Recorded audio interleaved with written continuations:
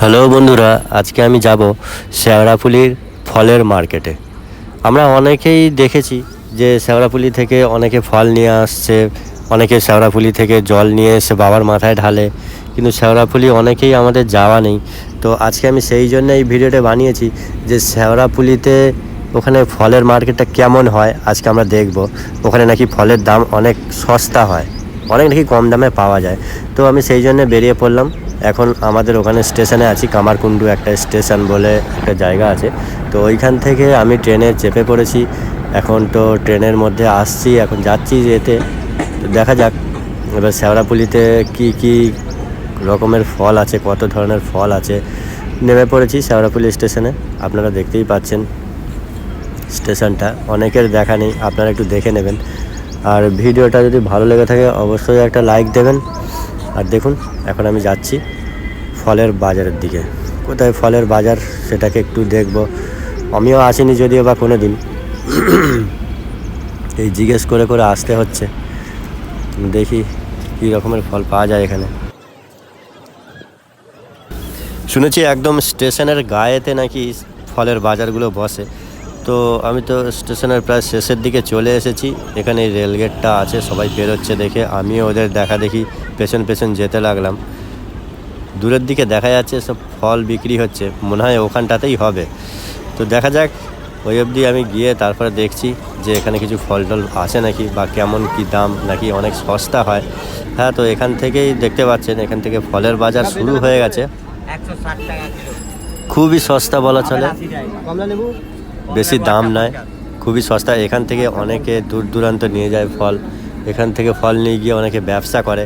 দেখতেই পাচ্ছেন এখানে কত রকমের ফল আছে। এখন আবার শীতকাল, বিভিন্ন রকমের ফল দেখা যাচ্ছে। আতা থেকে শুরু করে ওখানে কমলা লেবু, সব রকমের ফল আছে।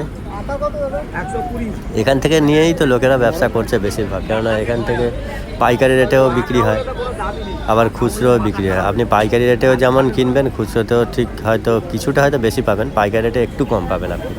কিন্তু ফল সবই টাটকা, একেবারে খুবই সুন্দর। কোনো ফল যে নষ্ট সেরকম নয়, আপনাকে একটু দেখে বেছে কিনতে হবে।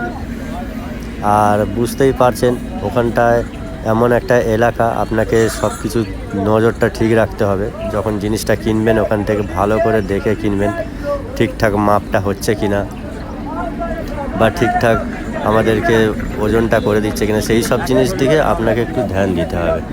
তো সেই রকম বেছেই আপনি কিনবেন, ফলগুলো ঠিক আছে কিনা। অনেক রকম হয়তো ওখানটা ফল নষ্টও হয়ে গেছে, সেইগুলো একটু দেখে নিতে হবে আপনাকে। দেখুন চারদিকে শুধু ফল আর ফল, যেদিকে তাকাবেন সেদিকে শুধু ফল। আবার কিছুটা গেলে ওই দিকটা তাকালে আবার শুধু সবজির মার্কেট দেখা যাচ্ছে, ওখানে শুধু সবজি। এখানে যেমন ধরুন শুধু ফলের বাজার দেখা যাচ্ছে। এখানে দেখুন পানি ফল 20 টাকা করে কেজি পানি ফল। আর এমনি আপনি বাইরে থেকে কিনুন, এখন 40 টাকা করে কেজি নিচ্ছে। যে স্টেশন থেকে আমি চেপেছিলাম ওখানেই জিজ্ঞেস করলাম, 40 টাকা করে কেজি বললো। আর এখানটায় এসে সঙ্গে সঙ্গে হাফ দাম হয়ে গেল। বলুন তার মানে কতটাই সস্তা। আপেল দেখুন 60 টাকা করে কেজি আপেল, একদম জলের দাম বলা চলে। 60 টাকা কেজি আপেল এখন কোথাও পাবেন? খুবই মুশকিল পাওয়া। যেখানেই যাবেন 100 টাকা, 120 টাকা, এর নিচে তো আপেল পাবেনই না। দেখুন কত সস্তা এখানটা, তার মানে বুঝে যান আপনারা। যদি কোনো সময় আসেন এইরকমভাবেই আসবেন। আমি তো এলাম কামারকুণ্ডু থেকে, শেওড়াফুলি এলাম। আপনারাও হাওড়া থেকে এলে ওই বর্ধমানের ট্রেনটা চাপবেন, তাহলেই আপনারা শেওড়াফুলিতে নেমে কেনাকাটা করতে পারবেন। তো আমার কেনাকাটা হয়ে গেছে, আমি আবার শেওড়াফুলি স্টেশনে দাঁড়িয়ে আছি। ট্রেন ধরবো, কামারকুণ্ডুর ট্রেনটা ধরবো। ট্রেনের টাইমটা হয়ে গেলে ঠিক ট্রেন পেয়ে যাব। কিন্তু দেখুন ট্রেনের টাইমেও এত ট্রেনে ভিড় যে ঠিক মতন দাঁড়ানোর জায়গা নেই। আবার ট্রেনেতে এমন ঝগড়াঝাটি শুরু হয়ে গেছে, মানে মারপিট লাগে। তো ভিডিওটা যদি ভালো লেগে থাকে অবশ্যই একটা লাইক দেবেন।